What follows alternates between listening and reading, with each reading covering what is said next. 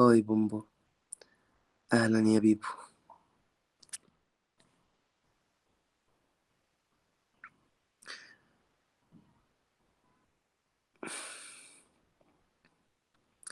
يلا يا جماعة، اجمعوا اجمعوا اجمعوا اجمعوا. وحشتنا يا بومبو، والله العظيم انتوا وحشتونا اكتر. وحشتوني جدا. ما كنتش حابب كده، بس غصب عني.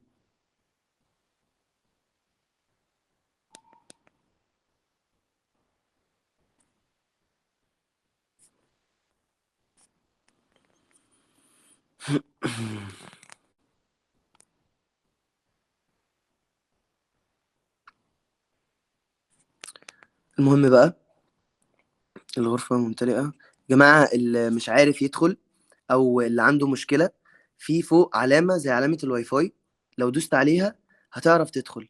لو معلق معاك الابليكيشن بيقولك ان الروم فول، فانت ممكن تفضل تطلع من الابليكيشن وتدخل وتجرب تعمل جوين تاني.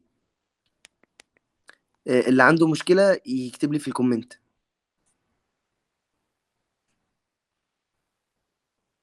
طلع الناس الاوفلاين ازاي؟ اطلعهم ازاي؟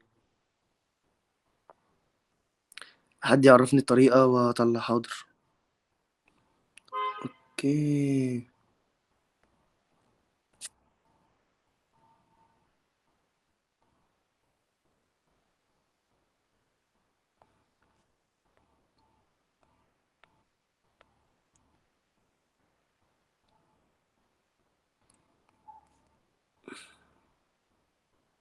ها يا جماعة، انا عايز كل الناس تجمع عشان عايز افضفض معاكم بكام كلمة، عشان افهمكم انا ليه عملت كده او ليه بعدت او.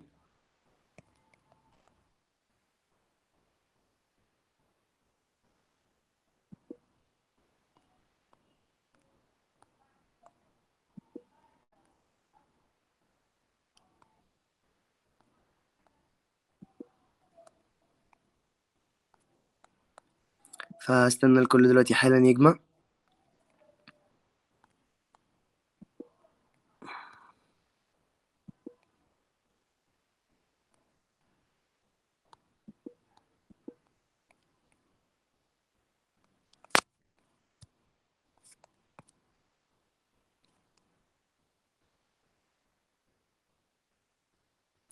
معاذ، مين ممكن تدخل معايا معاذ عشان عايزك ثانية؟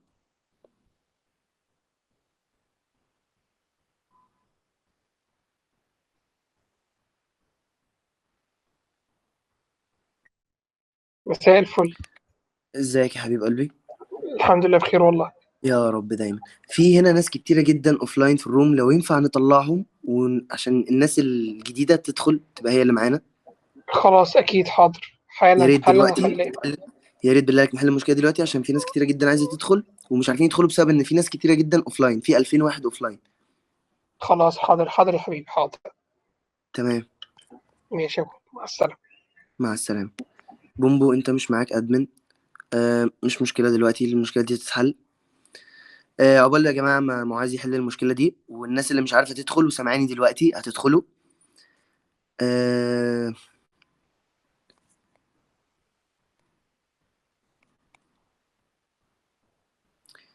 في ظاهر قدامي ان 600 واحد اونلاين، مش عارف هم ليه مش عارفين يدخلوا. قبل ما افضفض عايز اقول لكم ان انتوا وحشتوني جدا، وانها كانت حاجة يعني اللي هو انا ما كنتش عارف اصور. ما كانش جالي نفسي ان انا اصور حاجة، كان الحوار صعب.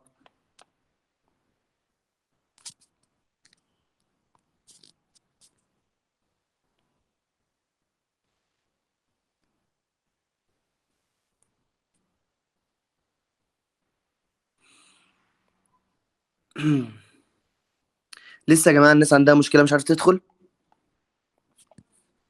حاضر والله العظيم هفتح المايك وادخلكم معايا، بس عشان عايز اقول لكم كام حاجة والله.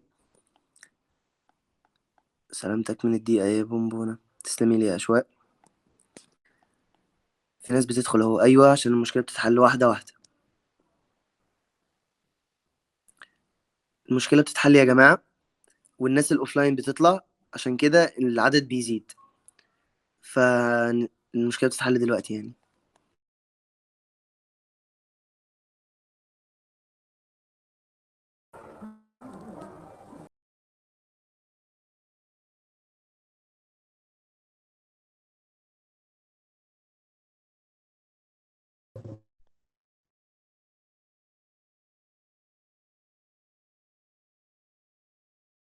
يا شباب لو سمحتوا هفتح مايك دلوقتي عشان بومبو يطلع، محدش يطلع عليه لو سمحتوا، عشان خاطر بومبو حاليا معهوش أدمن. أيوه فاهم ايه اللي حصل، بس تمام يعني. مفيش مشكلة. تمام. طب يا معاذ المشكلة تتحل. المشكلة بالظبط قدامك 5 دقايق وتلاقي ناس كتير بتطلع من الروم ويدخل بدلهم ناس تانية. طب تمام، نستنى يا جماعة 5 دقايق بالظبط، خليكم معايا هنا وندخل نتكلم كلنا حالا يعني.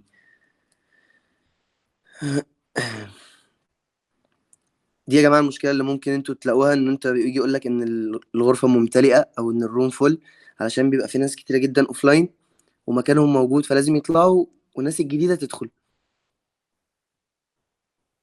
هو انا هفضل كتير كده من غير الادمن صح؟ هو حد سامعني؟ مش كتير قوي يا بومبو، مش كتير، بالظبط 5 دقايق وهيرجع لك تاني، لأن أنت عملت ريموف لأكتر من حد فهو رجعك تاني، مفيش مشكلة. هو تمام، مفيش مشكلة، حتى بص العدد ده يزيد حالا يعني لو لاحظت. ما تقلقش، وأنا كده كده بطلع ناس دلوقتي والأونر نفسه بيطلع ناس. طب يا ريت بالله عليك يا معاذ في اسرع وقت عشان الناس حاضر ما حبيبي، تزهقش حالا وتطلع. حالا حالا. تمام.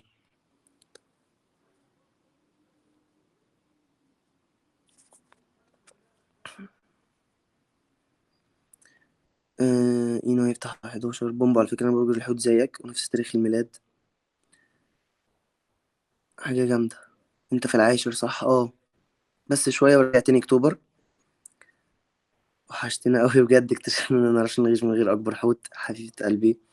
هقول لكم والله العظيم يا جماعة دلوقتي كل حاجة، بس المشكلة تتحل عشان كل الناس تعرف تدخل.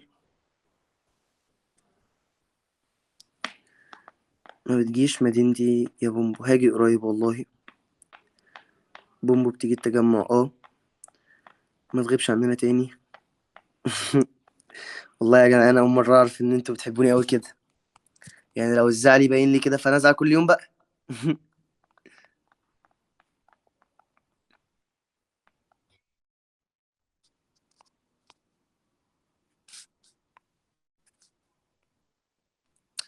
المشكلة يا جماعة بدأت تتحل ولا لسه؟ الناس عارفة تدخل ولا لأ؟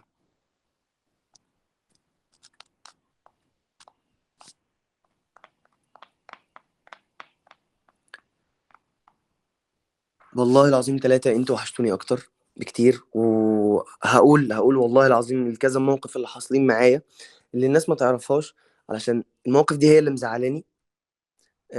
بس فهي مجرد تراكمات لحد لما طلعت كده فجأة وبقينا كؤاب. بس بإذن الله مش هيبقى في كآبة تاني، بس زي ما قلت لكم نستنى بس الحوار ده يتحل عشان الناس تدخل.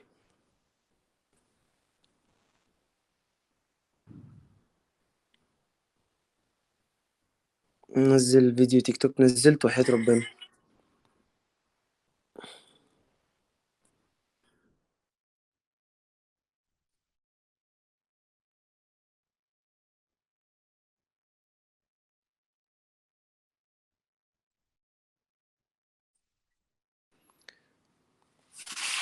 فرفوش قوي. ما بتنزلش المنصورة ليه؟ رد عشان بعيدة وعشان ما اعرفش ناس كتير هناك. الفيديو الجديد جامد حبيب هارتي، بجد ربنا يخليك لينا ويخليكوا ليا، علشان انتوا اقسم بالله دعواتكم دي بتفرق معايا، الكلام الحلو عموما بيفرق معايا. ها يا جماعة المشكلة لسه موجودة ولا عارفين تدخلوا؟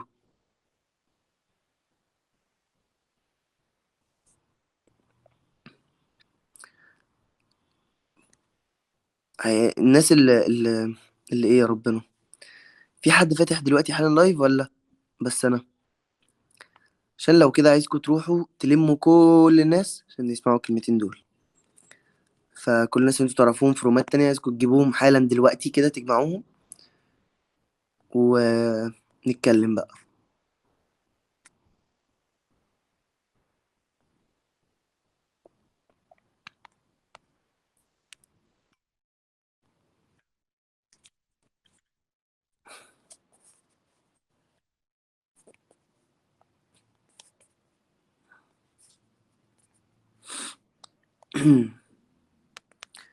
لا مفيش ايه، لا ايه يا جماعة،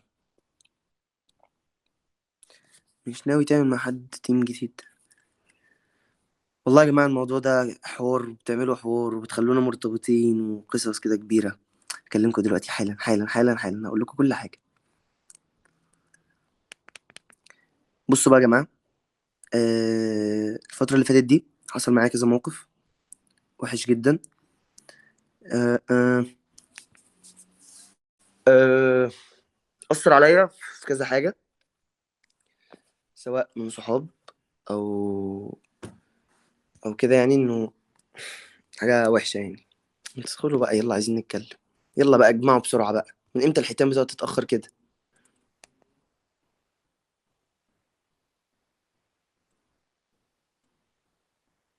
يا بوم انت قمر ليه؟ والله ولا قمر ولا حاجة، انت بس اللي عينيكي حلوة وبتشوفي كل حاجة حلوة. عايزين فيديوهات من اللي بصوتك انت وشنو، حاضر عيوني.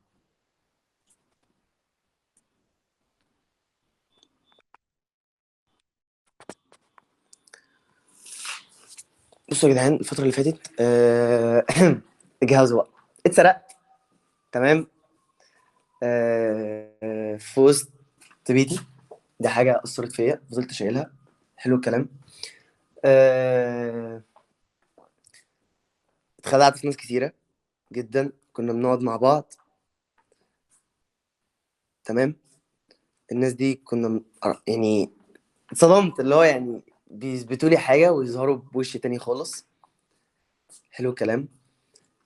آه... ايه كمان يا ربنا؟ قلت لكم والله العظيم هتتصدموا من اللي انا هقوله. سرقت ازاي؟ كنت قاعد في بيتي وعادي جدا زي اي شاب بيشتغل ومحوش، وكانوا صحابي كلهم حواليا عادي. صحيت تاني يوم لقيت نفسي آه... بس مش موجودة. فانا جالي ايرور. تمام. اتخدعت في ناس كتيرة جدا، كان ممكن يعني بتعامل معاهم بصافي نية وبكل حب، وما بفكرش في حاجة وحشة ولا ان انا اتخابس. واتصدم بعدها بشوية ان فلان اتكلم عليك، ان فلان عامل كذا، ان ففضلت محوش لحد لما بقعد لوحدي ما بقيتش عارف ابقى كويس. ما بقيتش عارف اللي هو اضحك، او ان انا اطلع في ستوري اضحك، بحسها تقيلة. او ان مش عارف ان انا اضحك دلوقتي. طبعا هو الحمد لله على كل حال. تمام. آه بس بيحصل معانا حاجات انتوا مش بتشوفوها. تمام. بيحصل معانا حاجات في الحقيقة زينا زيكم، يعني زينا زي لينا حياة ما بتبقاش قدام عينيكم. فبتستغربوا لما الواحد يطلع ويبقى تعبان او زعلان، بتفتكروا ان هو بيعمل كده لغرض معين. هو ما بيبقاش عامل كده لغرض معين، هو مجرد من ان هو من خنقته، وان هو بيبقى شايل جواه وعايز يفضفض معاكم. ف فاللي هو يعني بيبقى محتاج لما بيجي ينزل مثلا ستوري حزين او دي بتبقى طريقه من الطرق اللي ممكن يخرج من جواه الزعل. لما بيقرا كومنتات كتيره او بيقرا او لما بنلاقي في الريكوستات كده آه اللي هو ربنا يوفقك، يعني اي دعاء حلو منكم، دي بتفرح النفس كده لما الواحد بيقراها، فموده بيتغير شويه. فالفتره اللي فاتت دي بقى انا كنت ببقى كل ما اقعد لوحدي ما ببقاش عارف ابقى كويس. ما بقتش ما عنديش طاقه للضحك ان انا اصور. كان المفروض بعد التوثيق ان انا اكمل فيديوهات تمثيل كتيره جدا، وكنت هعمل حاجات جميله جدا. آه، ما كانش عندي الطاقه لده. تمام. وفي نفس الوقت ما فيش نفس الطاقه ان انا اقعد واحكي. بتبقى عايز تبقى لوحدك، اللي هو بتقعد كده لوحدك تفكر، طب انا عملت ايه هنا، طب انا عملت ايه هنا، طب انا كان لازم ما اعملش كذا، طب انا كان لازم ما ادخلش كذا حياتي كده، الحاجات دي. وفي نفس الوقت انت بتبقى باصص ان انت في شغل، يعني انت السوشيال ميديا دي مش مجرد فيديوهات وخلاص، لا دي بتبقى شغل وكله عارف ده. بس محدش يزعل ان انا بعدت الفترة اللي فاتت. هو اصلا الموضوع بالنسبه للي بيتفرجوا دلوقتي مثلا ممكن ما يكونش ليه اهميه، فلان بعد طب عادي. بس الفكره كلها ان حبكم الصافي ده، دي ممكن يبقى المكسب الوحيد اللي الواحد بيكسبه من السوشيال ميديا. ان في ناس كتيره جدا، في ناس بتكرهني طبيعي جدا، وفي ناس بتحبني، تمام، من غير اي حاجه. يعني الناس دي مش مضطره انها تحبني، بس هي بتبقى كده من عند ربنا. ف محدش يزعل لو انا كنتش برد عليه او ما كنتش رديت عليه، او الفتره الاخيره اتغيرت وبقيت كده اللي هو كئيب ومش عارف ايه والموضوع قلب حزيني. يا جدعان انا ما اعرفش. والحوار يعني مش بقول لكم كده عشان نفتح حوار السرقه ده، بس بعرفكم ان في مواقف بتحصل انتوا ما بتبقوش شايفينها، وانا اكيد مش هطلع في الانستا مثلا ستوري اقول ده انا حصل واحد اتنين تلاته معايا فانا لازم اسيب السوشيال. لا، عادي، تمام. بس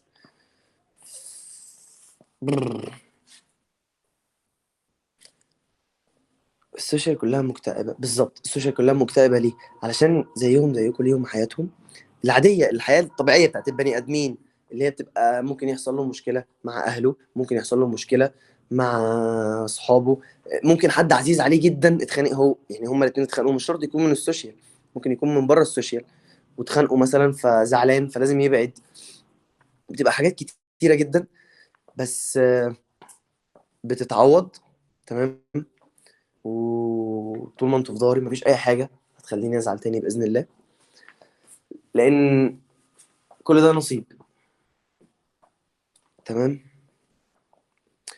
بالنسبه بقى للاسئله الكتيره اللي بتيجي بتاعت انت متخانق مع فلان، انت متخانق مع فلانه، دلوقتي اغلبيه الاسئله عندي بتبقى عباره ان انت متخانق انت وشريف. فانا وشريف امبارح كنا مع بعض وخرجنا ونزلنا عادي، مش متخانقين، بس مش لازم ان احنا نصور ستوري ان احنا مع بعض. بالعكس كنا قاعدين امبارح واليوم كان لذيذ ومفيش اي حاجه خالص، محدش فينا زعلان من التاني. بالنسبه لشاب، آه كنا مناسب جدا مع بعض في مول العرب، وعادي برضو مش لازم نصور ستوري ان احنا مع بعض. الحاجات دي ما بتبقاش بستوريات، عادي احنا صحاب، صحاب بره بره السوشيال. احنا عرفنا بعض من السوشيال، بس احنا عادي بقينا صحاب من بره السوشيال. فبيبقى في كده زون صغننه، ما بيبقاش اللي هو لازم نبين لكم. انا والتركي لسه متكلمين حالا حالا قبل ما اطلع اللايف. فاللي هو لا برضو مفيش اي حاجه بيني وبين تركي. بالنسبه لمحرم انا شويه ورايح له، يعني شويه ورايح للشناوي ومحرم وعيد، مفيش اي حاجه من الكلام ده اللي هو انت متخانق هنا ومتخانق هنا، مفيش اي حاجه خالص من الكلام ده، لا شباب ولا بنات، تمام. مفيش اي حاجه خالص. أه ودونجل، لا دونجل ما كنتش متخانق معاه ولا هتخانق، بالعكس دونجل انا بحبه جدا.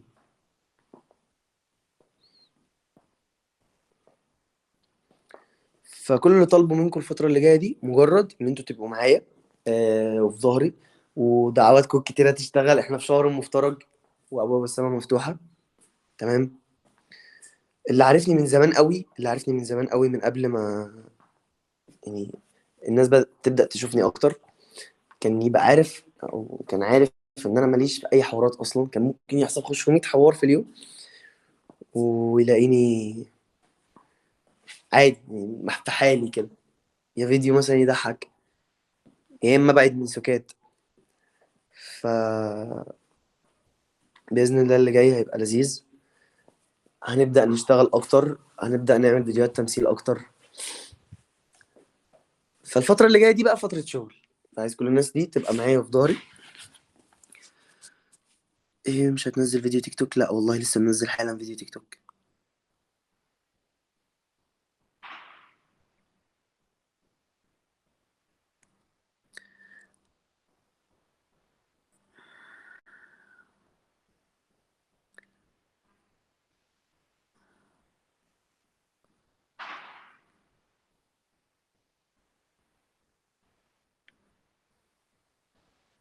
بنحبك عشان شايفينك تتحب، عشان ضحكك وهزارك، بنحبك عشان صوفي. بالظبط، يعني هو مفيش حد كويس بيقول على نفسه كويس، تمام. بس اللي هو انا عارف نفسي كويس، انا عارف نفسي كويس من زمان، الناس كانت شايفاني من زمان. يا ريت تبطل كآبة وتنزل لنا سترايك كتير. حاضر والله يا عيوني. مين اللي عايز يدخل؟ يدخل نفضفض. الو ايوه. الو الو يا بومبو، ايه يا رهف باشا؟ ازيك؟ انا زي الفل، انتي اخبارك ايه؟ الحمد لله. يا رب دايما. انا مبسوطه قوي ان انا طلعت معاك. وانا مبسوط اكتر ان انت طلعتي معايا. وبقى ابقى اعمل فيديوهات تيك توك وما تختفاش عننا كده تاني. حاضر وحياة ربنا، الفترة اللي جاية زي ما قلت كده مش هيبقى فيها اختفاء خالص ولا اي حاجة من الكلام ده. ماشي، وانا برج الحوت. احلى برج في الدنيا. ماشي، انا نازله بقى. ماشي يا رهف. باي. باي. بصوا، عشان اللايف ده اغلبيه الناس بتبقى قاعده بتتفرج على، معلش ثانيه هقفل المايك وافتح تاني. تمام. اللايف ده لايف سريع جدا، مجرد بس بفهمكم كذا يا جدعان. ثانيه قفلت البتاع ده. اللايف ده آه لايف سريع جدا بفهمكم بس في كام حاجه. عشان دلوقتي ناس بتصلي وناس بتتفرج على المسلسلات، فيعتبر 70% من الناس مشغوله. فباذن الله انا من رايي نفتح لايف الساعه 12 او الساعه 1 مثلا، ما نتكلمش بقى فيه عن اي حاجه كئيبه بقى وكده، ونلعب. هجهز لكم كام لعبه جامده. واللي عنده اي افكار العاب يبعتها لي على الانستا. تمام. عشان نعمل حوار جديد بقى، يعني ما نبقاش طالعين الناس تزهق، اللي هو في ناس كتير جدا بتزهق. فاللي هو لا، اللي عنده اي فكره او اي لعبه تتلعب يبعتها لي على الانستا. تمام. ونلعبها بقى هنا مع بعض. والناس اللي عندها اي سؤال مثلا حابه تستفسر فيه ممكن لما يطلع معايا يساله عادي. كده كده هو نفرح. فاللايف ده كان مجرد كده حاجه على السريع كده، دردشه سريعه. وزي ما قلت لكم اللي عنده اي فكره لعبه، يعني انا جهزت لحد دلوقتي فكره لعبتين. تمام. فاللي عنده حاجه كده زياده يجي يبعت لي انستا. اللي عنده حاجه حابب يقولها للناس، اللي عنده يعني اللي بيعرف يغني صوته حلو كده يطلع معايا الناس تشوفه، اللي انتوا عايزينه يعني. تمام. موافقين ولا مش موافقين؟ موافقين ولا مش موافقين؟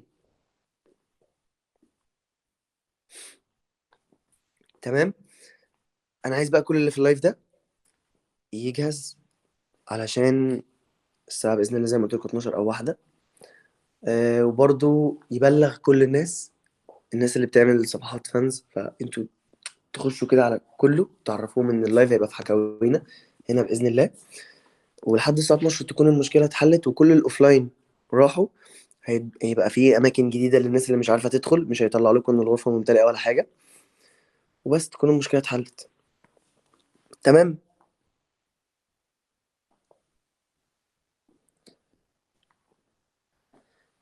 عايزين بقى اللايف بتاع الساعة 12 أو 1 لسه هقول أبلغكم في ستوري على الانستا، يكون ضرب نار. عايزين الابلكيشن كله يتكلم عليه.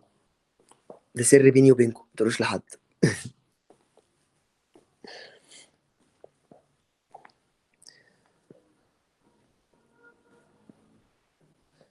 محدش يقول السر ده. عايزين اللايف بتاع الساعة 1 أو 12 برضو لسه مش عارف، الابلكيشن كله يتكلم عليه. تمام.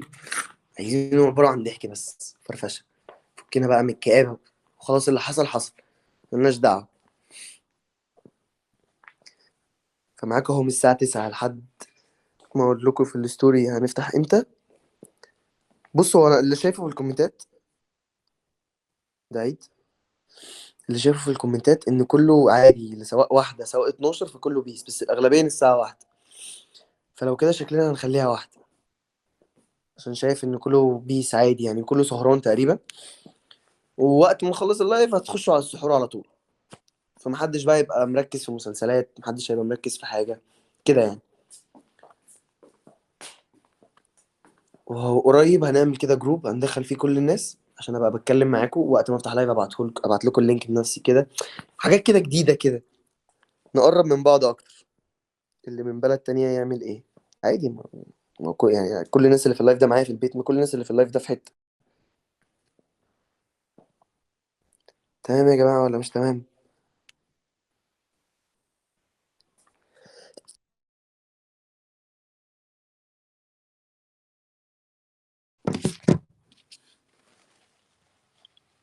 بس انا حبيت اللايف ده كده اطلع على السريع اقول لكم الكام فكرة دول. اللي ما لحقش اللايف ده حابب توصلوا له الفكرة، وانا باذن الله هنزل لكم الستوري اقول لكم اللايف بقى اللي هنطول فيه امتى. تمام.